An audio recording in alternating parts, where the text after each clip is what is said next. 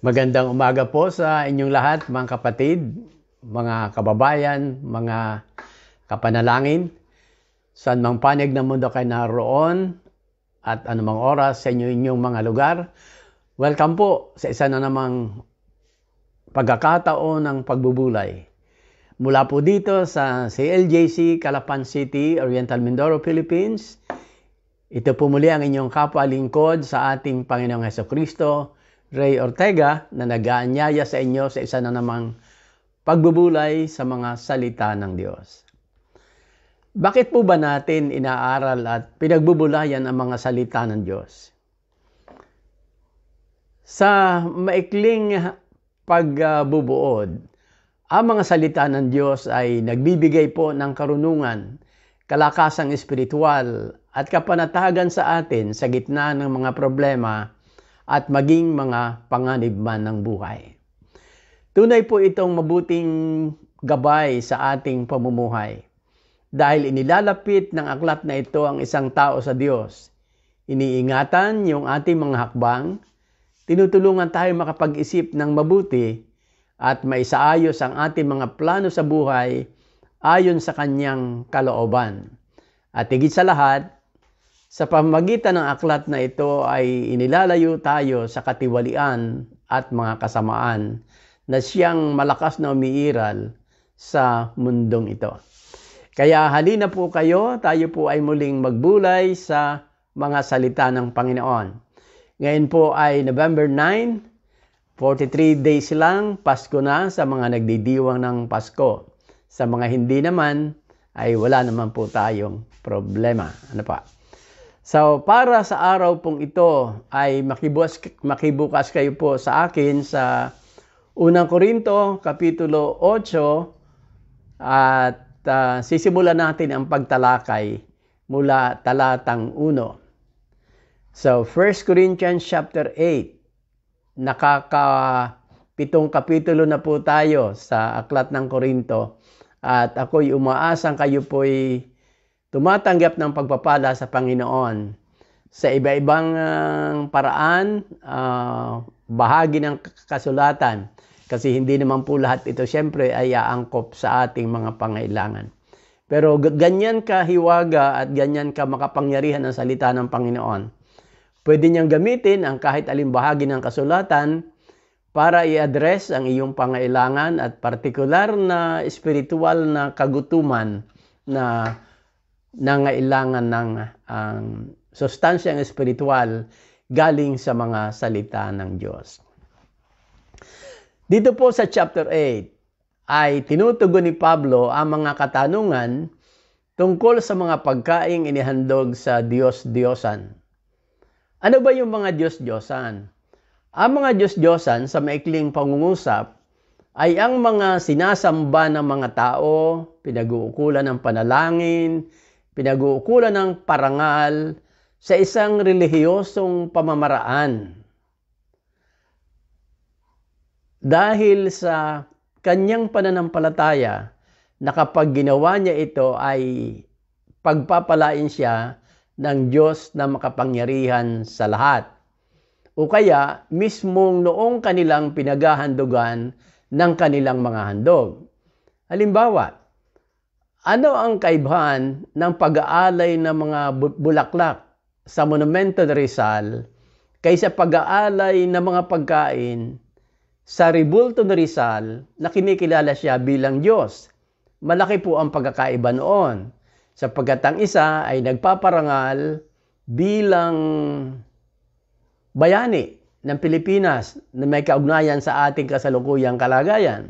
Samantalang ang isa ay gumagawa ng paghahandog na espiritual na inaasahan niya na merong espiritual na pagpapalang babalik sa kanya dahil makapangyarihang espiritual yung kanyang pinaghahandugan. Marahil ganyan din natin titingnan yung paghahandog sa mga santo kay Maria o lalo na pag mga Flores de Mayo.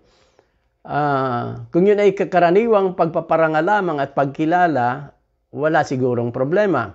Ngunit sa sandali na sila'y maghandog sa mga bagay na ito, larawan man o ribulto, kahoy man o simento, na mayroong pagtataas doon sa persona noong pinaghahandugan na parang buhay na makatutugon at makapagbibigay ng pagpapalang espiritual sa kanila, hiwalay sa kapangyarihan ng Diyos, ay malaki pong problema yon. Pwede yang masama sa mga tinatawag na Diyos-Diyosan.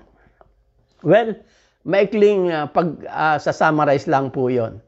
Pero ang katanungang sasagutin ngayong umaga na pwedeng makapagbigay sa inyo ng karunungan para sa pagsagot sa mga taong may tanong sa inyo sa kaparehong sitwasyon ay itong ating pag-aaralan ngayong umaga. Dapat bang kumain ng mga pagkain inihandog sa Diyos-Diyosan ang mga mananampalataya? Dapat bang kumain ng pagkain inihandog pangrelihiyon sa mga hindi Diyos tulad sa mga kapiestahan na kalimitang kahit mga mananampalataya ay nasasangkot? Sa bahaging ito po ng sulat sa mga taga-Korinto, ay tinatalakay ni Apostol Pablo ang tanong tungkol sa mga pagkaing inihandog sa Diyos-Diyosan at kung maaaring kumain ng mga ito ang isang Kristiyano. Nagsimula po si Pablo sa pagbibigay diin na sa paglutas ng ganitong uri ng suliranin at paglalatag ng anumang paninindigan o panuntunan na ang pag-ibig higit sa lahat ang mahalaga, sapagkat ang pag-ibig ang tunay na nagpapatatag sa mga higit na mga mahihinang mga kapatid natin sa Panginoon. So ang issue po ay sa iyong sarili at sa mga kapatiran na mahihina pa sa Panginoon, hindi po sa ibang mga tao, hindi sa mga hindi mananampalataya, kundi sa pagitan mo at ng mahihina pang kapatid sa pananampalataya. Kailanman ay hindi dapat maging issue ang ating paninindigan laban sa paninindigan ng mga hindi mananampalataya, sapagkat sa ganong paraan palaging ang pabor sa Diyos ang ating gagampanan. Ngunit sa paraang gusto nating patatagin ang mahinang mananampalataya, mahalagang meron tayong parameter na higit kaysa ating pinaniniwalaan lamang. At ang parameter na ito ay yung magpapatatag sa kapatid na mahina pa sa pananampalataya. Okay po, tayo po ay magpatuloy. Basahin natin ang talatang 1 hanggang 3 at ganito po yung mababasa natin.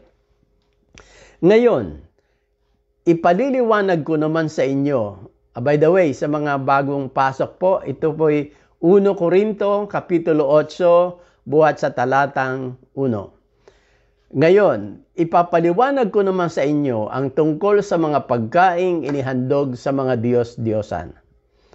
Alam nating may kaalaman tayong lahat, gaya ng sabi ng iba. Ang kaalamang ito ay nagtutulak sa tao na maging mapagmataas, subalit ang pag-ibig ay nakakapagpatatag. Ang nag-aakalang may nalalaman siya ay hindi pa nakakaalam ng dapat niyang malaman. Ngunit ang umiibig sa Diyos ay kilala ng Diyos. Ito po yung sentence na go-govern sa ating pag-uusap dito sa kapitulong ito. Ang umiibig sa Diyos ay kilala ng Diyos.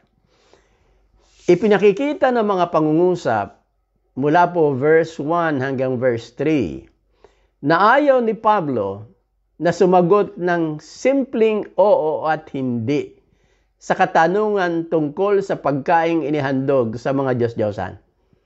Kalimitan po kasi sa mga debate at maging sa mga usapan sa korte, may mga tanong ang hukom o ang mga abogado na ang simpleng sagot ang gusto nilang marinig ang oo at hindi, na sa pamagitan lamang ng simpleng pag-oo at pag-hindi, ay pwede ka nang makulong o makalaya. Subalit sa tunay na usapan, lalo na sa nagpapatatag sa buhay espiritual, maraming mga tanong ay hindi natin pwedeng sagutin lamang ng simpleng oo at hindi. kailangan ang medyo mahabang pagpapaliwanag upang sa gitna ng mga paliwanag ay makita natin ang tunay na kalinawang galing sa Panginoon at magpapatatag ng ating mga buhay at ng buhay pananampalataya. So ituloy po natin. Maaari nating ipakitang tayo'y may nalalaman, sabi po ni Apostol Pablo.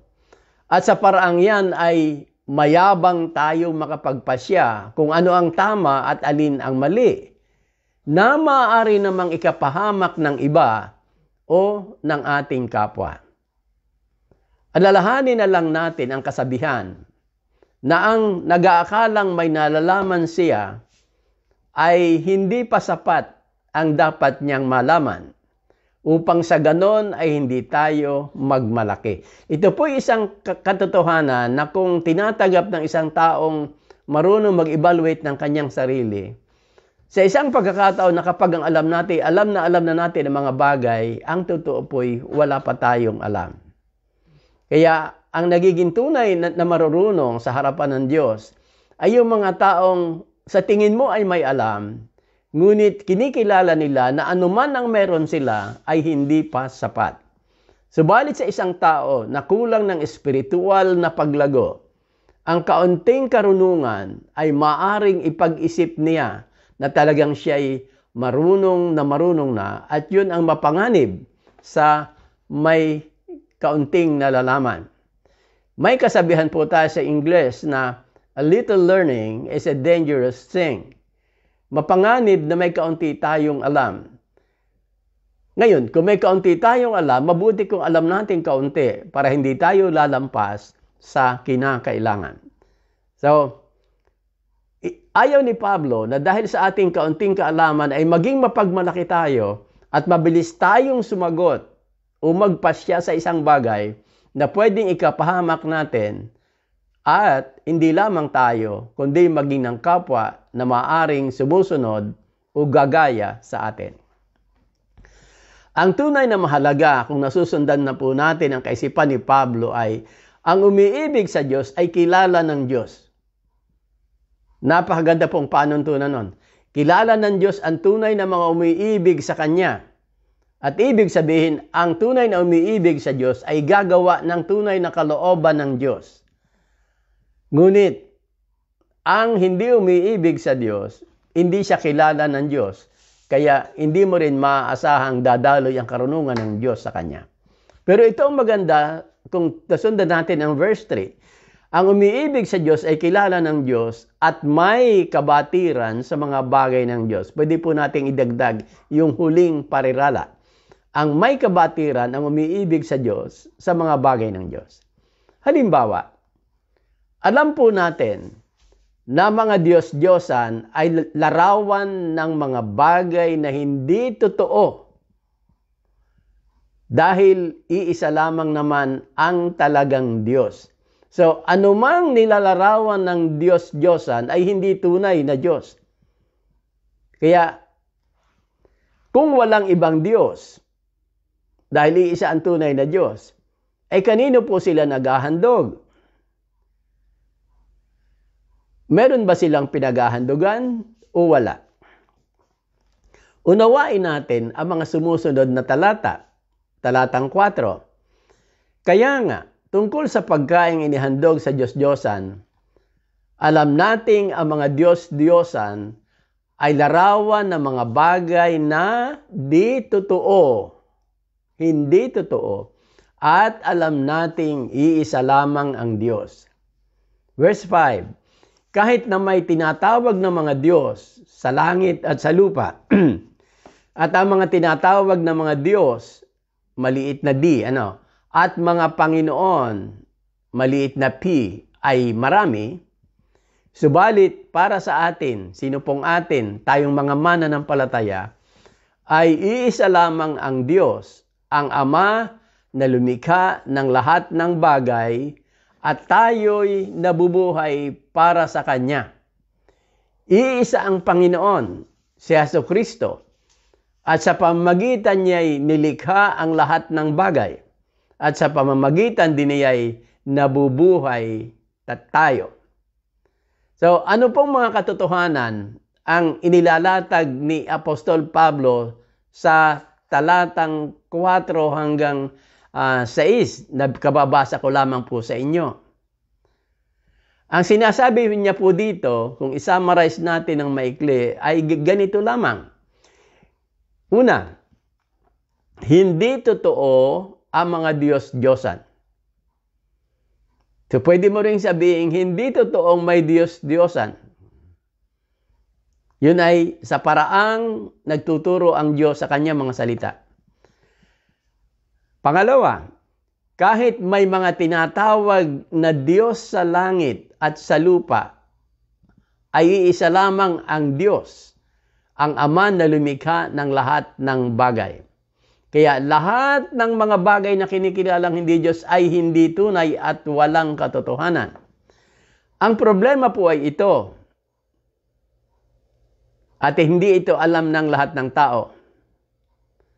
Sabi nga sa verse 7, subalit hindi lahat ay nakakaalam nito. So dahil hindi nakakaalam ang lahat na mayroon lamang talagang iisang Diyos, naniniwala sila na mayroon talaga mga Diyos-Diyosan at nagagawa ng mga nagtuturo o tagapagtaguyod nito na mapasamba ang mga tao sa kasinungalingan, sa mga bagay na wala. Dahil mga bagay namang hindi totoo. At naririto ang ating problema sa loob ng katanungan.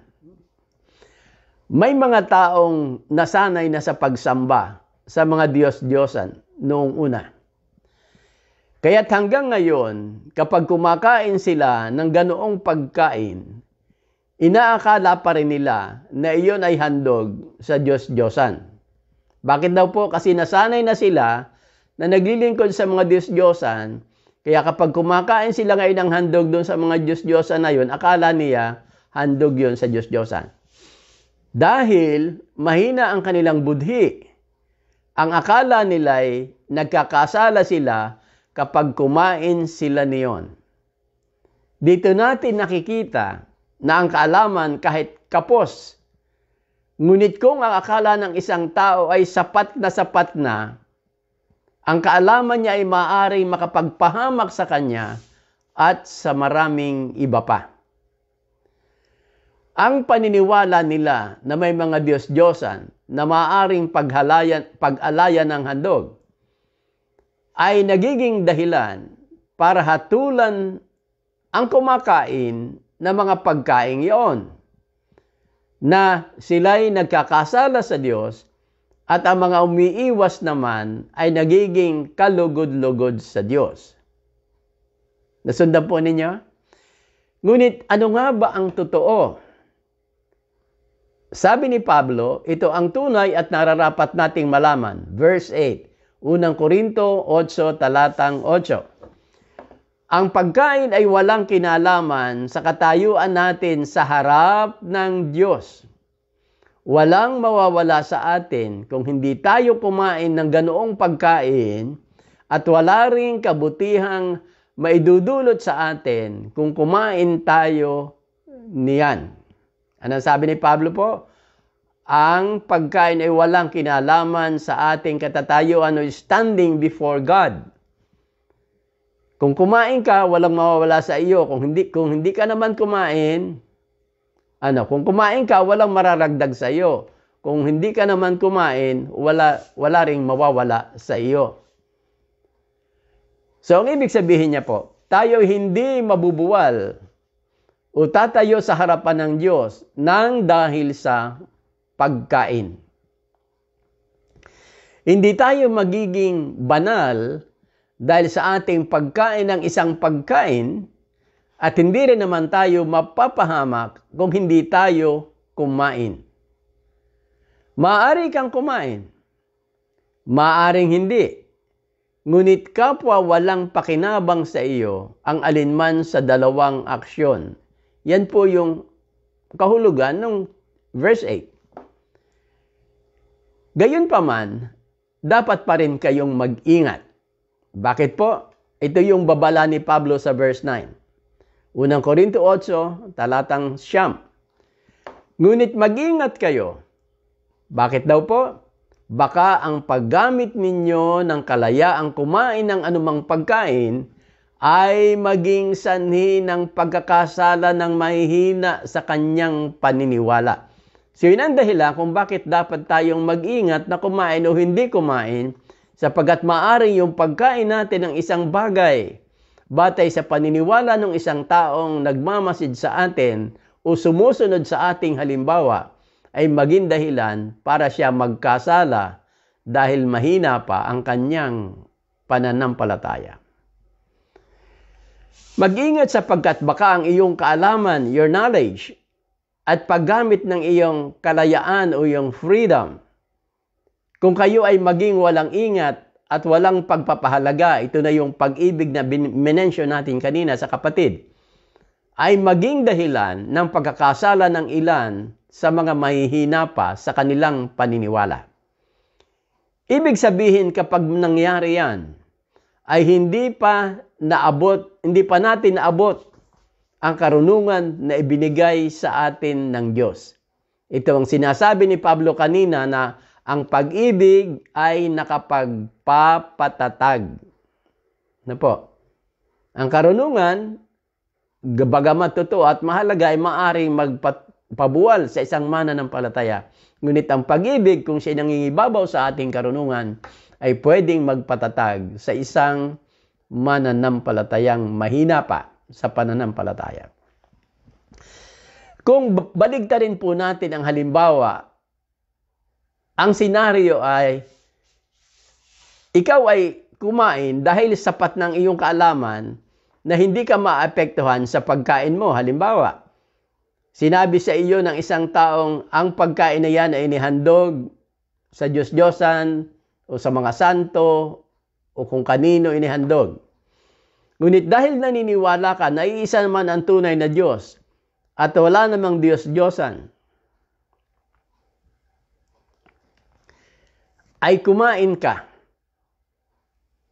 Ngunit ngayon ay nakita ka ng isang kapatid naniniwalang mayroon Diyos-Diyosan at pinaghahandugan ng mga tao.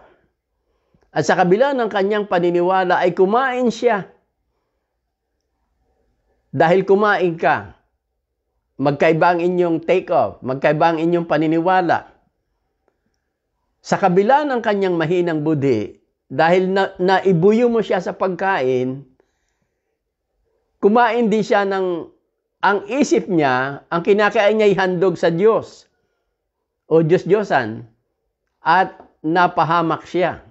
Ano po ang sabi ng kasulatan? Mayroong kang pananagutan ngayon doon. Bakit? Hindi ka nagkakasala kasi alam mong hindi kasalanan dahil wala naman Diyos-Diyosan. At hindi iisa ang tunay na Diyos. Ngunit dahil yung tao na mahinang mananampalataya ay naniniwala na mayroon Diyos-Diyosan talaga na pinaghandugan, nang kumain siya, violate niya ang kanyang budhi. At sa ganon, ikaw na matatag sa pananampalataya ay naging dahilan ng kanyang pagkakasala, ng kanyang sinuway ang kanyang budhi. Kaya ang sabi, mag-ingat tayo. Baka ang paggamit ng ating kalayaang kumain ay maging sanhi ng pagkakasala ng mahihina sa pananampalataya. So verse 10, 1 Corinthians 8 verse 10, kung ikaw na may sapat na kaalaman ay kumakain sa loob ng templo ng mga Diyos-Diyosan, ito'y actual na loob na ng templo, at ang kumakain ay mananampalatayang may kaalaman, na alam niyang walang Diyos-Diyosan talaga, kasi iisa naman ang tunay na Diyos. Ano ang sabi po ng verse 10? At makita ka ng kapatid na mahina ang budhi. Hindi kaya siya mabuyong kumain niyon kahit inihandog sa Diyos-Diyosan? Verse 11. Dahil sa inaakala mong kaalaman ay napapahamak ang iyong mahinang kapatid na tinubos din ng kamatayan ni Kristo. Siya nga po pala, ano ba yung tinutukoy na ikapapahamak nila? Ay yung pong kumakain sila ng labag sa kanilang budhi. Dahil sa kanilang budhi, ito ay labag sa kalooban ng Diyos dahil ito inihandog sa Diyos-Diyosan. Hindi yun nabubura sa kanila kasi hanggang doon ang kanilang kaalaman. Kaya ngayon nakakita sila ng isang mananampalatayang kumain na ang paniwala nila hindi dapat kainin ng mananampalataya. Pero kumain sila dahil sa kanyang patutuo na hindi na ma-resolve yung kanilang budhi, nagkakasala sila. At tayo na malakas, kung tayo yon, ay may pananagutan sa kanilang pagkakasala. So, yan ngayon po yung paunang sinasabi ni Pablo na ang mga nag-aakalang may nalalaman sila ay hindi pa nakakaalam ng dapat niyang malaman. Ngunit ang umiibig sa Diyos ay kilala ng Diyos. Dahil sa alam ng isang tao o nalalaman ng isang tao, ay maaaring magkasala ang iba na walang kaalaman. At dahil din naman sa inaakalang karunungan ng isang tao na nakatanim na sa kanyang budhi, ngunit kanyang nilabag ng dahil sa iyo, ay nagkakasala siya sa kanyang budhi at siya ay naging pananagutan mo o pananagutan ko kung ako yung nagbuyo sa kanya. Nagkakasala tayo sa ating kapatid kung mangyari ito at maging sa ating Panginoong Hesukristo. Malinaw po. Mga kapatid, magpapahinga tayo sa bahaging ito ng ating pagbubulay at bukas atin pong itutuloy dito sa simula dito sa verse 12. At siguro sa ibang pagkakataon, pwede natin sagutin na yung mga tanong tungkol sa mga pagkain sa mga piyesta-piyesta kung aabot tayo doon sa ganung paraan. Pero sa ngayon, ang gusto ko lamang pong makita natin ay mabigyan kayo ng framework kung paano magpasya patungkol sa mga bagay na ganito, alang-alang o gamit ang karunungan na ibinigay sa inyo ng Diyos at ang salita ng Diyos mismo at ang pag-ibig at pagkalinga sa isang kapatid na maaring mahina pa sa pananampalataya ngunit maaring mapahamak dahilan sa kalayaang ginawa natin na hindi niya abot ng kanyang pagkaunawa pa. Sige po mga kapatid, maraming salamat sa ating sa inyong patuloy na pagtutok sa ating pagbubulay. Tayo po ngayon ay dadako sa ating pananalangin. Una, nagpapasalamat tayo sa Diyos na yung low pressure area na naging bagyo ay hindi naman ganong kalakas. Pero siyempre, sa maraming lugar dito sa Mindoro, hindi ko alam kung may kaugnayan talaga ito, ay nagpa-brown out ito ng matagal. Kami lang po ay mga ilang oras din, parang 1 o'clock in the afternoon to 11 o'clock in the evening, mga lampas pa. Kaya medyo may katagalan, no po, at mahirap. At akala ko nga hindi tayo makakapagbulay ng live ngayong umaga. Pero praise God, mayroon pa hong time na makapag-ready at nagkaroon din ng kuryente kanina. Pero may mga lugar lang naman ganon. At yan ay alam ko dahil din sa mga kahirapan sa panahon na ating nararanasan. At mayroon na pong bago ulit, si Ulysses. At pwedeng dumaan na naman ng Mindoro, Bicol, Mindoro. Ang ating tanong dyan at ipapanalangin, ano po ang itinuturo ng Diyos sa atin sa panahong ito? Mahalagang matutunan natin ang itinuturo ng Diyos dahil hindi lamang ito magbibigay ng kapanatagan sa atin, magbibigay ito ng kaaliwan at katatagan kapag dumadaan tayo sa ganyang mga pangyayari. Kahapon po sa ating pagsamba, ang ating paksa ay yung creativity. At sa ating pagtalakay dito ay sinabi natin sa panguna ng ating tagapagsalita, si Brother Donald, na ang krisis ay nagiging dahilan para tayo maging creative. Kapag marunong tayong tumugon ng tama, nagiging creative tayo. At ito'y nangyayari lamang kapag mayroong mga challenging na situations na dala ng krisis. Kaya sa isang banda, meron tayong ipagpapasalamat sa krisis dahil pinauunlad dito ang buhay ng tao, bagamat merong naapektuhan. Pero sa atin na nang iiwang mga buhay, dapat ang krisis ay nagpapaunlad ng ating pagkatao at ng ating mga kakayanan. Panalangin po natin kung paano mangyayari yan sa atin sa panahong ito. Siyempre, ang ating pamahalaan, ang mga doctors and nurses natin, mga attendants na kumakalinga sa patuloy po nagkakasakit ng COVID, isama po natin sa panalangin.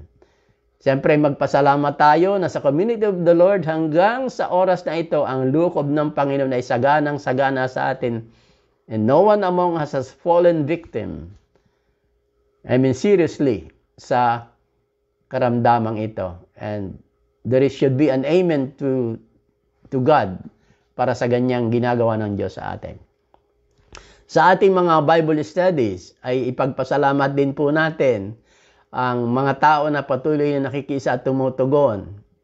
Nagpapasalamat po ako na naragdagan ako ng mga kaibigan ngayon sa Facebook na tumututok sa ating mga live na broadcast at maging sa ating mga gawaing na i-publish Facebook at YouTube. Dahilan yan sa mga gawaing nabubuksan. And praise God, sana patuloy na gamitin ng Diyos ang ating mga gawain. Meron po tayong cell sa Marinduque na nabuksan dahil dito sa ating pagla-live na ito. At Lord willing po, bago matapos ang December o early January, mag-double na po ang cell na ito. Mag-i-split na sila. Yung cell na nagsimula sa 4 na katao, ngayon po ay 13 na, and by December o January, they will be 2 cells. So ipagpasalamat po natin yan. Wala tayo doon. Ang mga usapan ay virtual sa pamagitan po ng coaching, sa pamagitan ng Messenger o kaya sa Zoom, pero ginagamit po ng Panginoon. Pag-pray natin, si Sister Susan na tumutulong sa atin na i-mentor yung mga cell leaders po online dito sa Marinduque. Meron po tayong mga tagapakinig sa Macau ngayon at meron din silang group. Panalangin natin na gamitin doon ng Panginoon para patuloy silang tumatag at masugid silang nananalangin at nakikiisa sa ating mga gawain. Kahit po yung linggo ng umaga, nakatutok po yung kapatid natin sa Macau at siguro kasama pa niya ang iba na kanyang binabahaginan. So with this mga kapatid, sama natin sa panalangin na kahit tayo ay limitado ang paggalaw, lalo na yung mga seniors above 65 at kasama ako po doon, ay pwede pa rin magamit ng Panginoon sa kabila ng ating pananatili sa tahanan ng mas mahabang panahon. So, salamat po, ipanalangin natin yan. Let me encourage the seniors staying at home. Yung above 65 na masyado limited ng inyong panahon na makalabas, na patuloy tayo makipanalangin sa mga gawain. Message niyo ako palagi sa Messenger para ma-share ko sa inyo privately yung mga kahilingan sa panalangin na marapat ipanalangin in private at gagamitin po kayo ng Panginoon. We are in such a time as this when we don't have to be so active physically, pero pwede pa kayong magamit ng Diyos sa kanyang gawain sa pamagitan ng pananalangin. Well, ang mga may karamdaman po, patuloy nating ipanalangin na ang Diyos ay maghimala sa kanilang mga buhay upang maragdagan ang kanilang kalakasan at enthusiasm na maglingkod sa ating Panginoon. Yung ating mga may sakit na malulubha, cancer po yung mga sakit nila, Sister Anita, Brother Steve, patuloy tayong manalangin na ang Diyos ay magdagdag ng buhay, ng mga araw na masisigla sila para sila ay patuloy pang magagamit ng Diyos. Minsan ganitong mga tao ang pinapakinggan ng mga tao. People who have been through a lot of hard experiences. Malimit sila yung pinapakinggan ng mga tao. At who knows, gamitin sila ng Diyos na maglapit ng mga tao sa Kanya. So let's pray for them. At syempre, wag natin tigilan yung ating Pangulo. Hanggang buhay ang tao, kahit na anong tigas ng puso at sarado ang isip, kagaya ng ginawa ng Panginoong Hesukristo kay Pablo, ay pwede niyang gawin sa ating Pangulo. Anyway, wala naman tayong ibang pwedeng gawin kundi ipanalangin siya kasi siya ang Pangulo natin, whether we like him or not, whether we like his actions and decisions or not, tayo ay may pananagutang ipanalangin siya. So, i-pray natin yung preemptively kung ano yung gusto nating makitang gawin ng Diyos sa kanyang buhay. At wala naman tayong nilalabag na kalooban ng Diyos sa ganong bagay. So, tayo po yumuko, tayo ay manalangin patungkol sa mga bagay na ito.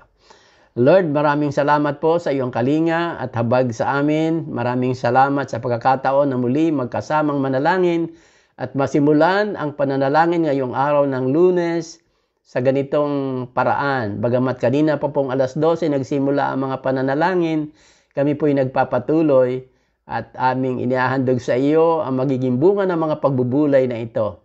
Kung papaanong gagawin kaming matalino ng iyong mga salita upang kami maging puno ng pag-ibig at the same time ay responsable sa aming mga aksyon. Puno kami ng pag-ibig ngunit hindi kami magko-compromise kailanman at ang iyong mga salita ay nasasangkot. Panalangin po namin ang paghipo mo maging sa aming Pangulo. Hinihiling po namin na kayo maghimala sa kanyang isip upang kanyang kilalanin kayo na Panginoon at tagapagligtas at sumuko siyang lubos sa iyo aming Panginoong Jesucristo dahil alam naming hindi niya makikilala ang tunay na Diyos malibang nakilala kanya na kanyang tunay na Panginoon at tagapagligtas. Lord, amin din pong ipinapanalangin ang patuloy mong pagpapala sa aming mga frontliners, doctors, nurses, and lahat ng attendants in age, lahat ng mga drivers ng mga ambulances, kahit po itong mga nagre-rescue sa mga nabibiktima na mga calamities na hindi maiwasang nakapag-rescue ng mga may karamdaman, yung mga critical ang sakit na COVID. Aming panalangin po ang iyong pag-iingat sa kanila.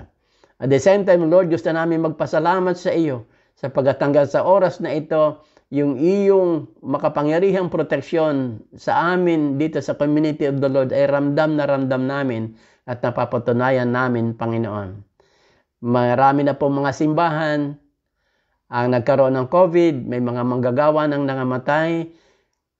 Pero sa amin po, Panginoon, andyan ang iyong kalinga, ang iyong blanket of protection para lahat kami, lalo na yung aming mga doctors, frontliners, ay malayo sa anumang mga problemang kanilang kinakaharap. Salamat na kahit sila humihipo ng mga pasyenteng may mga positibo at talagang nakakahawang sakit ng COVID ay hindi po sila nahahawa, sila inililigtas mo. And because we know the community is one in maintaining this blanket of protection upon them. At kahit sa amin po, sa mga paglabas-labas namin, salamat, ikaw yung aming kalinga. Amin din pong ipinapanalangin ang lahat ng mga cells and Bible studies na ginagampanan ng iyong mga anak sa iba-ibang mga lokal.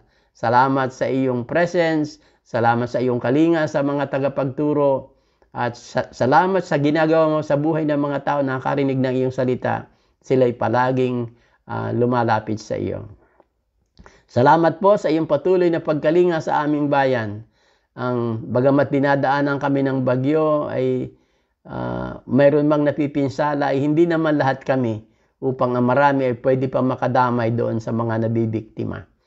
Aming patuloy na panalangin po ang iyong kamay ang umabot lalo na sa mga mananampalataya na apektuhan na nakaraang bagyo, lalo po yung Rodi, Catanduanes at buong Bicol region. Salamat sa iyong kalinga po sa kanila, Panginoon. Lord, gawin mo makapangyarihan ang iyong mga salita sa mga buhay namin. At sa mga bagong mananampalataya ngayong linggong nakaraan, hayaan mo na mga salita mo magpatibay sa kanila. Maranasan nila na mga salita may buhay at makapangyarihan, nagpapabago ng buhay, nagbibigay ng direksyon, nagbibigay ng tagumpay sa sino mang makasalanang sumuko sa aming Panginoong Jesucristo. Ingatan niyo po ang iyong iglesia na kami hindi mag-compromise sa mga bagay na banal upang palagi kami angkop na lumapit sa iyo. Salamat po sa iyo. In Jesus' name, Amen. Amen.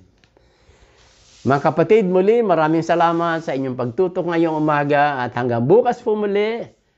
Ito po muli ang inyong kapatid na Ray para sa ating pagbubulay. God bless po.